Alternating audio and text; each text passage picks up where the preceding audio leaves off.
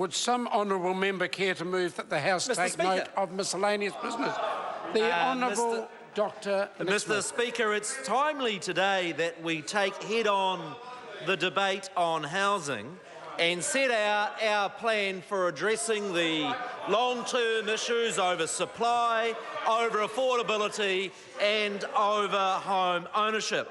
Mr. Speaker, we have a well-researched and consistent plan that's not based on prejudice, that's not based on sound bites, but which will make a material difference for those Kiwi families wanting to get access and being able to own a good quality Kiwi home.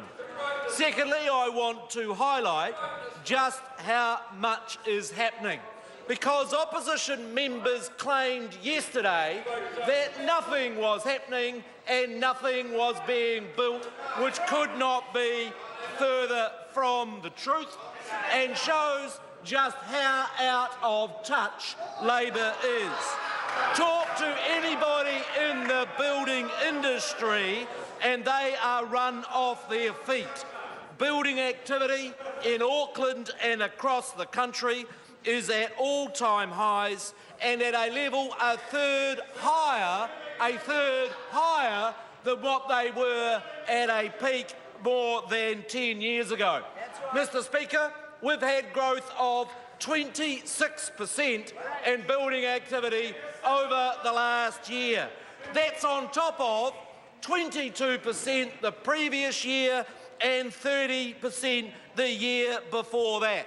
I challenge members opposite, tell me any 5-year period there has been stronger house building activity growth than in the last 5 years. Tell me any 5-year period where there's been greater growth in residential building activity. They won't find it because it does not exist. And that exposes how shallow the opposition's Kiwi build policy is. Because just having the government build the houses would only displace the building activity that actually is growing at record rates in the private sector. Mr. Speaker, it's interesting to note, prior to the last election, Labor said this. They said on Kiwi Build, in their first year, they reckoned they could build 500 houses. They reckoned in their second year, they'd be able to get an extra 2,200, and they said in their third year, they'd be able to ramp it up to 3,300 houses.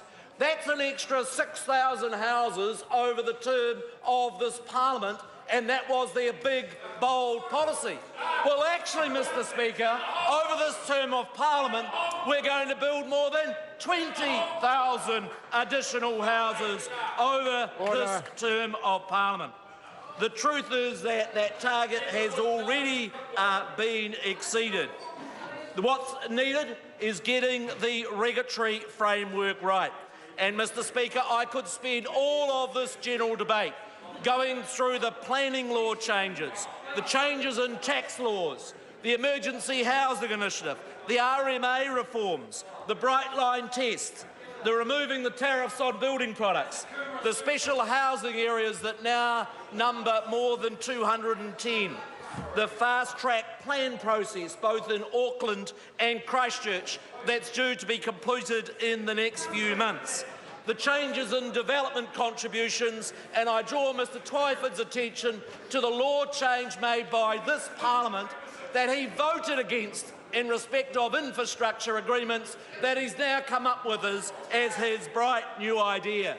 I draw attention to the Kiwi Saver Home Start scheme, to the residential tenancy laws that have just come into effect.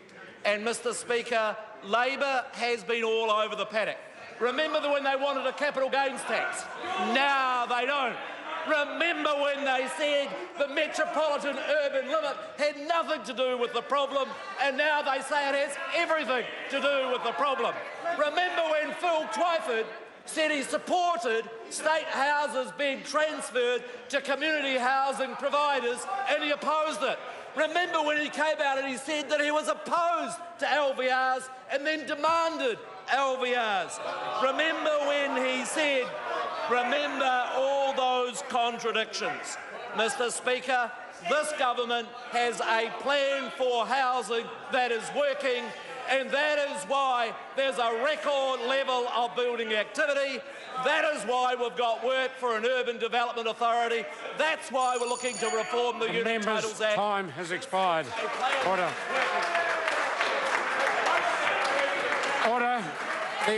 Order. The question is that the motion be agreed to. Andrew Little.